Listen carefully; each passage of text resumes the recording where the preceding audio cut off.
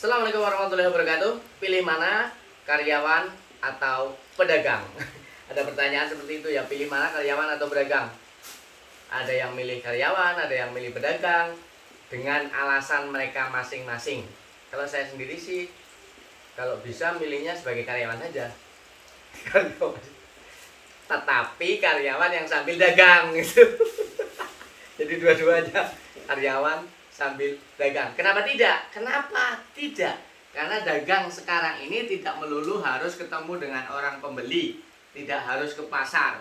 Dagang sekarang ini kita bisa lakukan melalui online, melalui media sosial. Jadi walaupun kita seorang karyawan yang setiap hari harus berangkat jam 7 atau masuk kerja jam 7 atau jam 8, kemudian pulang jam 4 atau jam 5 sore, maka setelah itu waktunya masih ada, bisa kita gunakan untuk berdagang melalui media sosial.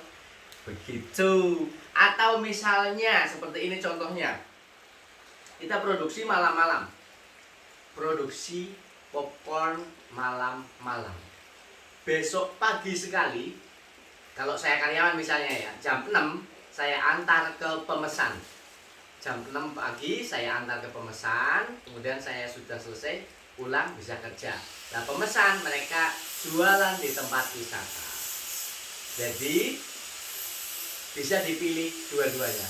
Pilih pedagang, oke, pilih karyawan juga oke, tapi yang sambil dagang. Pilih karyawan atau pedagang, pilih dua-duanya. Kenapa? Karena sebenarnya karyawan itu juga membantu perdagangan.